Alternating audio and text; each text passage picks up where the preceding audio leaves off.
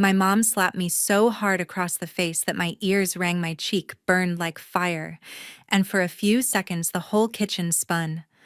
I staggered back, eyes watering, tasting blood where my tooth cut the inside of my lip. She'd never hit me like that before. Dad stood right there in the doorway. He didn't move to stop her, didn't say a word to her. Instead, he looked straight at me and said, cold as ice, "His future actually matters. Yours never did." I remember the silence after that. Heavy. Final. My little brother was somewhere behind them. I could feel his eyes on me, but I didn't look. I just grabbed my keys, my folder for the doctor's appointment, and walked out the front door without saying anything back. My face was still throbbing when I started the car. Name's Hayley Porter, 27, female from the suburbs of Orlando, Florida. 3 years ago, that slap changed everything, and last month my parents finally faced the consequences. Strap in, because this one's got the kind of karma that hits hard. If you're new here, hit that subscribe button. It really helps the channel grow and lets us keep bringing you these stories. And drop your own family drama in the comments. I read them all. Back then, I was still living in that house thinking things would never get worse. I'd been living in that split-level house on the edge of Orlando's suburbs for way too long. The kind of neighborhood where every lawn looks the same, palm trees line the streets, and everybody pretends they're doing better than they actually are. Hot, humid, and quiet most days, except inside our place. I was 24 back then, working double shifts just to keep my head above water.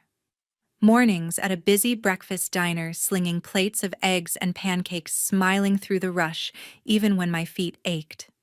Evenings picking up delivery gigs, racing around in my beat-up sedan, with bags of takeout balanced on the passenger seat. Tips were okay if I hustled, but after gas and phone bills, there wasn't much left. And still, every first of the month, I handed my parents $300 for rent. Cash, because Mom liked it that way. They started charging me the day I turned 18. No discussion, just an envelope on the kitchen counter with my name on it. I paid it without complaining, at least not out loud, because the alternative was sleeping in my car, and I wasn't ready for that yet. My younger brother Tyler never paid a cent. He was 20 then, stretching a 2-year community college program into its 4th year, taking 1 or 2 classes a semester.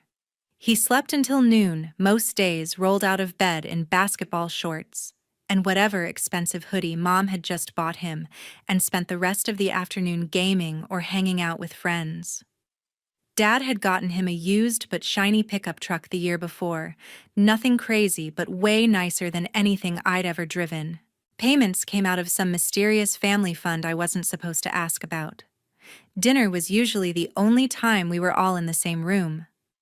Mom would cook something simple, grilled chicken pasta, whatever was on sale, and set an extra plate for Tyler even when he showed up late.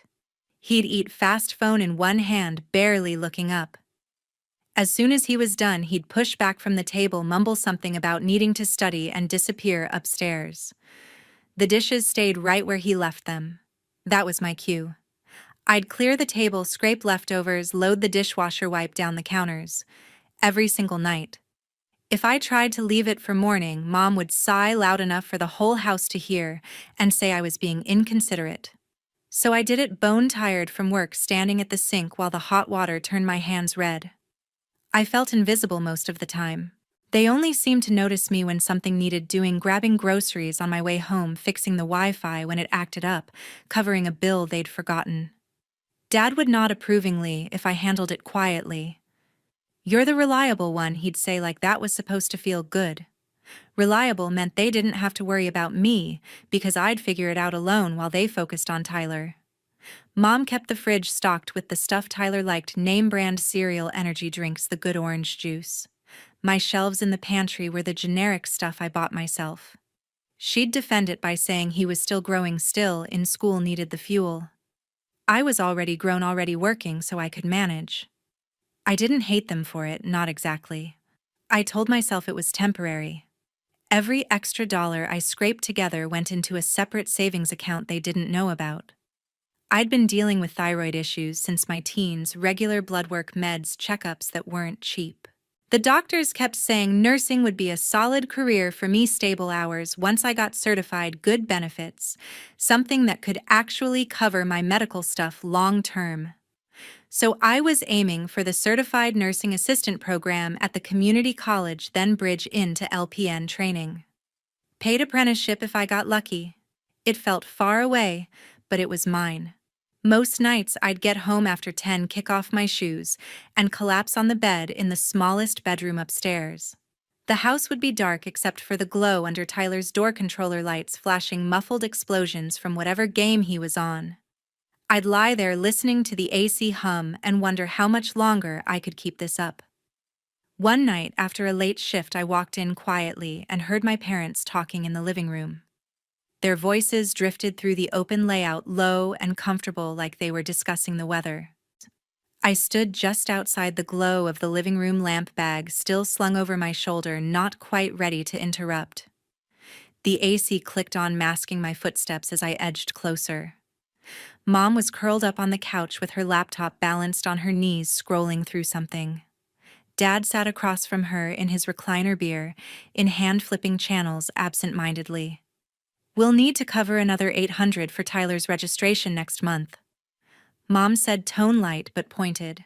"The deadline's coming up, and he mentioned a couple of new fees for his online classes." Dad muted the TV. "Already we just paid the last batch. Thought that education account was supposed to handle the basics." "It is. But things add up.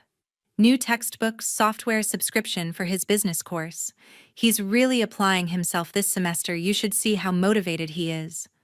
There was pride in her voice, the kind she saved for his smallest accomplishments. I pressed my back against the wall, pulse picking up. Education account. They'd used those exact words like it was real, set aside just for him. I remembered asking about college money when I was 18, right after graduation. Mom had shut it down fast. Said the house payments were tight. Dad's shop had slow months. No way we could swing loans or tuition. Dad backed her up, told me real life didn't wait for degrees, better to start earning right away. So I did. But here it was alive and breathing for Tyler's software subscription. For extras he probably didn't even need. Dad exhaled slowly. "Fine. Transfer it over tomorrow. Just keep him on track. He's got real potential if he sticks with it." "He does," Mom agreed, clicking something on the screen. "Way more drive than most kids his age. We're lucky." I swallowed hard, the words landing like stones. Lucky. Drive. I'd been pulling doubles since 19, saving every tip for my own shot at classes, and that was coasting. The fan spun overhead, indifferent. They moved on to shop talk, Dad complaining about a customer who kept delaying payment on a transmission rebuild. Mom suggested using part of the next deposit to cover Tyler's stuff if things got tight. I backed away slowly, careful not to bump the side table, and slipped upstairs. In my room, I sat on the bed, lights off, staring at the faint strip of glow under Tyler's door across the hall. The education account wasn't a myth. It just had rules I'd never been told about. All those no's I'd accepted, all the applications I never filled out because I believed we were broke. It rearranged itself in my head, ugly and sharp. It stirred up another memory I usually buried. About 2 years earlier, I'd finally lined up an entry-level medical billing course at the Technical Center short program. Affordable, would have given me office experience and maybe insurance to help with my thyroid meds. I'd studied the brochure for weeks, even got a recommendation letter from my diner manager. The entrance exam was on a Friday morning. Thursday night, my car sat fine in the driveway. Friday, it wouldn't start, battery completely drained, cables loose like someone had tugged them. Dad came out, looked under the hood, said it needed a jump, and maybe more. By the time he got it running and I drove over, the testing window had closed. Non-refundable fee gone, spot filled. I called from the parking lot, voice cracking, and they said, "Sorry, next cycle was 6 months away." Dad never billed me for his time, acted like he'd done me a favor. Tyler had been heading out that weekend for a beach trip with friends, last-minute plans, big group. I never thought twice about it then. Too upset about the money lost, too focused on picking up extra shifts to recover. But now, with the education account laid bare, that old breakdown felt different. Suspicious. Like maybe someone had made sure I stayed stuck. I didn't have proof, just a sick twist in my gut that wouldn't settle. I lay awake most of the night, turning it over, the pieces not quite fitting but close enough to hurt. Morning came too soon. I dragged myself downstairs around 9, still in yesterday's fog, pouring coffee while the sun blasted through the windows. Tyler wandered in closer to 10, hair messed up, wearing gym shorts and a tank top. He grabbed cereal, the expensive kind Mom bought just for him, and leaned against the counter, scrolling his phone. He glanced up eventually. "Hey, you working today? Afternoon shift?" "Why, my truck's low on gas and I've got that lecture at noon. Can you drop me off at campus?" "It's on your way to the clinic, right?" "The clinic?" "My thyroid appointment, the one I'd booked months out because the endocrinologist stayed backed up.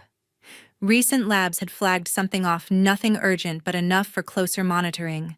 Ultrasound, blood draw consult. I'd already arranged coverage at work." I stirred my coffee slower. "Can't today. That appointment's important, they're checking the nodules again. You can fill up or grab a ride with Ashley." He laughed, short and annoyed. "Seriously, it's 20 minutes out of your day. Just move the doctor thing. Labs aren't going anywhere. Move it. Like slots grew on trees." "No. I've waited too long already. Handle your own ride." Tyler's face tightened. He set his bowl down harder than necessary. "Whatever. You're always like this." He stormed out of the kitchen, phone already to his ear as he headed toward the living room. I heard him muttering something about me being difficult. Mom appeared in the doorway a minute later, arms crossed, expression set in that familiar, disappointed line. "Tyler says you won't help him get to class. It's one ride, Mom. He's got a truck and a license. It's not just a ride, it's supporting his education. You know how scattered he gets. One small favor, Hayley, that's all." Small favor. The phrase echoed all the others I'd heard over the years. This is my health. The doctor specifically said not to delay. She stepped closer, voice rising a notch. "You're being selfish." "When did you get so stubborn about family?" "Selfish. For protecting my own appointment." The word stung more than it should have, piling on top of everything from last night. I opened my mouth to answer, but she cut me off with a sharp gesture. My mother stormed into the kitchen, her hand already raised. Her palm connected with my cheek in a sharp crack that echoed off the tile backsplash. The impact snapped my head sideways, a hot flash exploding across my skin as my vision blurred for several long seconds. I stumbled half a step, hand flying up, instinctively tasting copper, where my lips split against my teeth. The sting spread fast, deep, and throbbing, like I'd pressed my face to a stove burner. The kitchen went dead quiet.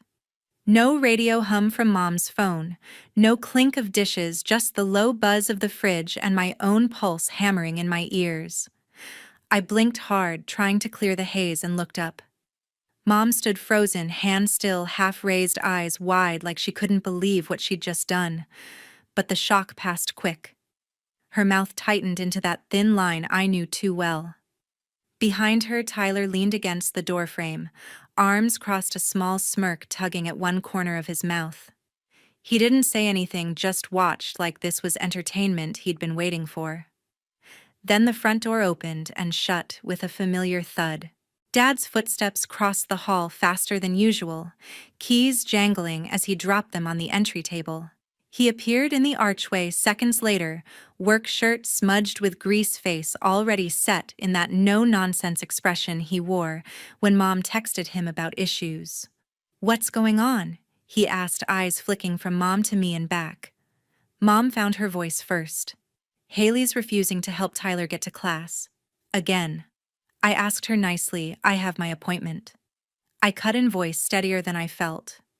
My cheek burned hotter under everyone's stare. "It's not negotiable." Dad stepped closer, filling the space between us. He glanced at my face, must have seen the red mark blooming fast, but didn't comment on it. Instead, he fixed me with that flat, disappointed look. Tyler's education comes first right now. He's got momentum. You can move one doctor visit. Momentum. For a guy who'd been finding himself in the same program for years. I opened my mouth, but he kept going. Family supports each other, Hayley. When are you going to get that through your head? The silence stretched again, heavier this time.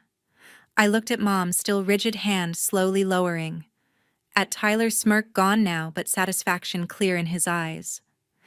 At Dad, arms folded, waiting for me to fold like always. Something inside me cracked open, quiet but irreversible. All the night scrubbing dishes while Tyler scrolled upstairs, all the rent checks written from tips I earned on swollen feet. All the no's I'd accepted because I thought they were fair, it crystallized in that moment. They weren't asking. They were demanding. And when I said no, this was the response. Dad's voice dropped lower, final. His future actually matters. Yours never did. The words landed clean, no yelling needed. Just fact in his mind. I didn't argue. Didn't cry. I just stared at him for a long beat, memorizing the complete lack of doubt on his face, then turned and walked to the counter where I'd left my bag. My hands shook as I grabbed my keys, the folder with my insurance card and lab orders phone. The mark on my cheek pulsed with every heartbeat. Mom finally spoke, softer now. Hayley, wait, he didn't mean it like that. But I was already moving. Past Tyler, who shifted aside just enough to let me through. Past Dad, who didn't reach out or say another word. The front door felt miles away, but I made it, pulled it open, stepped into the blinding afternoon heat. I sat in my car for maybe 30 seconds, engine running, AC blasting cold air against my burning skin. In the rearview mirror, the welt was already darkening, a clear handprint shaping up. I could have gone back inside, demanded an apology, made a scene. Instead, I put the car in drive and headed for the clinic. Appointment was in 40 minutes, plenty of time if traffic cooperated. The waiting room smelled like antiseptic and old magazines. I checked in, took a seat in the corner, kept my head down. A couple people glanced over, but nobody asked. When the nurse called my name, she did a double take at my face, concern flashing quick before she led me back. Dr. Ramirez, same endocrinologist I'd seen for years, was finishing notes when I sat down. She looked up, smiled at first, then frowned. Hayley, what happened to your cheek? I hesitated, throat tight. The room felt too bright, too quiet. Family argument. Got out of hand. She set her pen down, leaned forward a little. Do you want to talk about it? Or should we get security involved? No security, I said fast. Just a bad morning. I'm okay. She studied me for a moment, then nodded slow. All right. But if you change your mind, we have resources here. She pulled up my chart, went through the usual questions, how the meds were working, any new symptoms. Drew blood, scheduled the ultrasound in the next room. The tech there gave me the same careful look, but stayed professional. When it was over, doctor said, Ramirez walked me to the door herself. Your levels are stable for now, but we'll keep watching the growth. Come back in 3 months unless something changes. I thanked her, gathering my paperwork. As I turned to leave, she touched my arm lightly. Hey, one more thing. The hospital's rolling out a new paid training cohort for nursing assistants next month. Hospital-sponsored good benefits track, especially helpful for folks managing ongoing health stuff. I know you've mentioned interest before. I could put in a word with the program manager if you want. I blinked the offer, catching me off guard. Seriously, Mr. Vargas runs it. He's fair looks for people with real grit. Send your resume, mention my name. Interviews start next week. I nodded, throat thick again, but for a different reason. I'll do that. Thank you. Driving away from the clinic, windows down despite the heat, the bruise throbbed steady, but the fog in my head started lifting. For the first time in years, something felt possible, something that didn't depend on bending for them. The following week, I showed up for the interview with the bruise still fading. The conference room at the hospital was plain beige walls, long table, a few motivational posters about teamwork. The bruise had yellowed to an ugly shadow by then, mostly hidden under concealer, but Vargas noticed anyway when I sat down. He was mid-40s, built solid, wearing hospital scrubs with a manager badge clipped to the pocket. We talked for 40 minutes. He asked about my work history, why nursing, how I handled stress on busy shifts. I told him straight years, waiting tables through chaos, managing my own health stuff without much support, wanting something stable that actually used my head and heart. When he asked about the mark on my face, I didn't lie. Rough family situation. It's handled. He nodded once. No judgment, just noted it down. At the end, he leaned back. We've got a spot open in the next cohort. Paid training, full benefits after certification, hospital covers most of it. Starts Monday if you're in. I accepted on the spot. No second interview needed. Monday morning, I showed up at 6 sharp, badge-clipped scrubs they'd issued the week before, feeling crisp against my skin. The group was small. 8 of us, mix of ages, all nervous, but ready. Vargas gave the orientation, laid out the schedule: classroom, mornings floors, afternoons exams, every few weeks. He paired me with Miguel for clinicals. Miguel was 30-something, quiet, tattoos peeking from his sleeve cuffs. Former Army medic turned nurse, been at the hospital 15 years. First day, he handed me gloves and said, "You watch first 3 times, then you do. Questions only when the patient's stable." Strict, but every correction came with a clear reason. No yelling, no favoritism, just expect you to learn fast and right. The work was hard from day one. Vital signs on real patients, bed baths, catheter care, charting that had to be perfect. My feet ached again, but different this time, purpose behind it. Miguel pushed, but when I got something right, he'd give a short nod that felt better than any tip jar full of singles. Living situation came up quick. I'd been crashing on a coworker's couch the first week, bag in my trunk. Vargas overheard me mentioning it during break. After shift, he pulled me aside. My buddy Ronnie runs maintenance for the hospital, got a spare room above his garage off property. Nothing fancy, but clean, private, no rent if you help with light cleanup sometimes. Interested, I took it the next day. Ronnie was 60s. Compact build, retired mechanic who kept busy fixing hospital equipment on contract. The room was small, cot, mini fridge, shower down the hall, but it locked from inside. First night there, I cooked ramen on a hot plate, ate sitting on the floor, no one banging on the door asking why dinner wasn't ready. Slept straight through until the alarm, no footsteps overhead, no muffled gaming sounds through the wall. The contrast hit me, gradual but deep. Quiet mornings, drinking coffee alone. Grocery runs where I bought only what I wanted. Evenings studying without sideways comments about wasting time. No sighs when I left dishes in the sink overnight. No one tracking my hours or asking why I wasn't home yet. Harlan came through a few days later. I'd texted him from my old diner job, explained short version, asked if he could borrow the truck one evening. He showed up without questions, trailer hitched. We drove to the house after dark when no cars were in the driveway. Packed what fit: clothes, laptop, a few books, tools. I'd bought myself important papers. Left the rest. 20 minutes start to finish. Harlan carried the heavy boxes, kept conversation light about football and new menu specials. When we pulled away, I watched the house shrink in the mirror until the porch light disappeared. Back at Ronnie's, we unloaded into the room. He offered a beer, told a couple stories about his Marine days, then left me to settle. I stacked boxes along the wall, hung a sheet for privacy, plugged in a lamp I'd grabbed from a thrift store. Small, but mine. Messages started piling up that first week.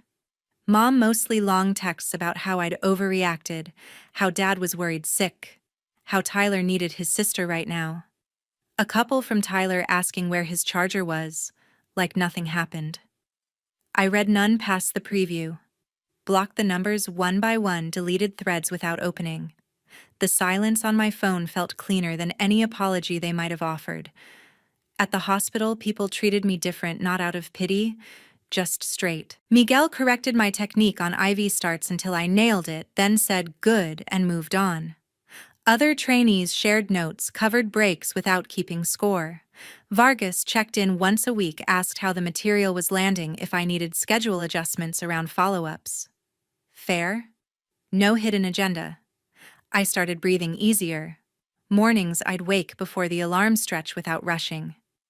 Evenings I'd review flashcards on the cot window crack to let in night air thick with Florida jasmine.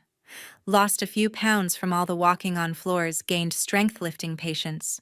The thyroid stuff stayed, managed meds on time, no one questioning the cost. For the first time, the future didn't feel like something I had to beg for. It was building shift by shift in a place that saw me as capable instead of convenient. 2 months into the program, my first paycheck finally arrived. It came in a plain envelope, my name typed on the front, hospital logo in the corner. $812 after taxes and deductions. Not life-changing, but proof I was earning on my own terms. I folded the check carefully, slipped it into my wallet, and decided it was time to stop using the old joint account I'd shared with Mom since high school. Next day off, I walked into a branch downtown, filled out the new account forms, handed over ID and the pay stub. The teller was friendly, chatted about the weather while typing. Then her smile faded. She excused herself, came back with a manager who asked me to sit in a side office. We ran the standard check, he said, voice low. There are some flags on your credit file, negative marks, high balances. We can't open anything today. You'll want to pull your full report and dispute if needed. I thanked him, walked out numb. Negative marks, I'd never owned a credit card, never taken a loan. My only debt was a small medical bill I'd paid off last year. Back at Ronnie's, I used his ancient desktop to request free reports from all 3 bureaus. They arrived by mail a week later, thick packets I spread across the cot like evidence. The numbers stared back, cold. $42,000 total spread across 5 cards and 2 personal loans, all opened in my name, starting 7 years earlier. Oldest one dated to when I was 20, right around the time I started full-time shifts. I went line by line. Gaming console bundles shipped to our home address. High-end sneakers in Tyler's size. Tools and auto parts billed to Dad's shop suppliers. Tuition payments to the community college, amounts matching what I'd overheard them discussing. Monthly minimums paid just enough to keep accounts open. Interest piling up slow and steady. Every purchase traced back to them. My name on the application's forged signatures I recognized as Mom's careful cursive. They'd built a secret credit line on my future while telling me we couldn't afford basics. I sat there until the room grew dark, reports crumpled in my fists. Anger mixed with something sicker, betrayal that ran deeper than the slap. This wasn't a moment of lost control. This was years of planning. A coworker mentioned legal aid clinics downtown, free help for exactly this kind of mess. I made an appointment, showed up with the stack printed and highlighted. Elena Carter met me in a small office stacked with files. Late 40s, sharp eyes, voice calm but direct. She spread the reports on her desk, scanned quick, then looked up. Classic family identity theft. More common than people admit, harder to prosecute because victims hesitate. But the paper trail here is solid. She walked me through it step by step. File police report, first establishes crime, triggers fraud alerts on my credit. Dispute every account with the bureaus, provide ID theft affidavit, police report copy. Freeze credit to stop new damage. Then decide civil suit for damages. Or push criminal charges. Criminal means your parents could face jail. She said no, sugarcoating. Probation at minimum, restitution ordered. You ready for that? I stared at the highlighted lines. Tyler's gaming rig, Dad's shop equipment. They had years to stop, I answered. They chose not to.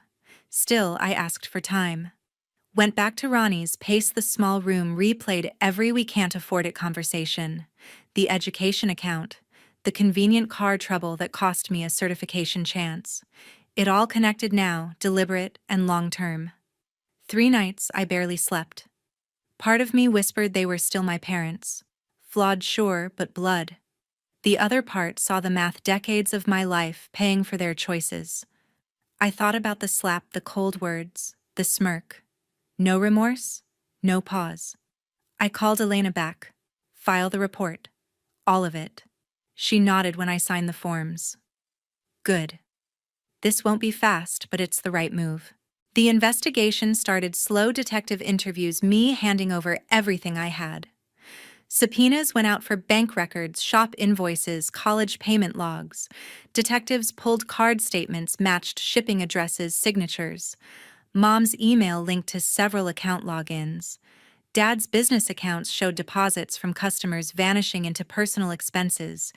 Big repair jobs paid upfront materials. Never ordered jobs left half done. One follow-up interview, the detective slid a photo across the table: security cam, still from Dad's shop the night my car wouldn't start years ago. Dad under the hood, flashlight and hand cables disconnected, clear as day. We found this in old files. Matches the date you mentioned missing that exam. Proof. Not coincidence. Not bad luck. Intentional. Word spread quiet in local circles, shop customers canceling suppliers, calling in debts. Dad's business dried up fast. Nobody wants a mechanic under fraud investigation. Mom tried reaching out once through a new number voicemail about needing to talk, how I was tearing the family apart. I deleted it, unheard. Tyler showed up at the hospital parking lot one afternoon, driving his truck, looking for confrontation. Security escorted him off before he got inside. Ronnie spotted him from the garage window later that week, tire iron in hand just in case. Tyler peeled out without trying again. The case built steady. Tax evasion added when IRS got involved, underreported income, personal trips written off as business. Total hole they'd dug neared $100,000 across victims, but mine was the anchor. 8 months of waiting later, the day of the trial finally came. The courthouse in downtown Orlando was packed that morning, air thick with tension and the smell of polished wood. I sat in the gallery behind the prosecutor, folder of documents on my lap, heart steady but loud in my ears. Elena had prepped me for weeks what to expect, how to stay calm if they tried twisting things. Dad was first to enter, cuffed at the wrists, orange jumpsuit hanging loose on his frame. He'd lost weight, face drawn, but his eyes scanned the room until they landed on me. No wave, no expression, just a long stare before he sat. Mom followed, dressed, plain hair pulled back tight. She glanced my way once, eyes red-rimmed, then looked down fast. Tyler slouched in beside her, hoodie up, scrolling his phone until the bailiff snapped at him to stop. The charges read out: long, multiple counts of identity theft, wire fraud, tax evasion. Prosecutor laid it all bare: bank records, forged applications, customer complaints about unfinished jobs at the shop, IRS audits showing years of hidden income. My victim impact packet was thick: credit reports, dispute letters, the photo of Dad tampering with my car cables. Defense tried painting it as desperate times, bad choices under pressure, me as the angry daughter exaggerating for revenge. They brought up family hardship, how prison would destroy what was left. Mom took the stand, voice shaking, talking about stress and mistakes, how they never meant to hurt anyone, especially me. She avoided my eyes the whole time. Dad's turn was shorter. He admitted parts, said he got in over his head keeping the business afloat. Used my info because it was easy, thought he'd pay it back someday. No apology direct to me, just regret for how things turned out. Tyler didn't testify, just sat fidgeting. The judge wasn't moved. Evidence too stacked, pattern too clear. Sentence came down firm. Dad got 3 years state prison, no early parole for the fraud scale. Mom drew 3 years probation, hefty fines, and full restitution order, every dollar run up in my name, plus penalties. Assets liquidated to cover it, starting with the house. They led Dad out first. He paused at the rail, looked back once. "This destroy everything," he muttered, voice low but carrying. I met his gaze even. "No. You did. I just stopped covering for it." Foreclosure hit fast after that. The split level went to auction 6 months later, sign on the lawn, strangers walking through rooms I'd grown up in. Mom moved to a small apartment, worked odd jobs to meet probation check-ins. Word was she sold most furniture to pay legal fees. Tyler's truck got repossessed when the payments tied to one of the fraudulent accounts stopped. No more community college? He dropped out mid-semester, picked up shifts stocking shelves at a convenience store off the highway. Last I heard through a mutual acquaintance, he was crashing on Ashley's couch, her parents not thrilled, but tolerating it. My side moved forward steady. The ADN-RN bridge wrapped up with hospital sponsorship covering the last stretch, extra clinical hours, night classes I powered through on coffee and determination.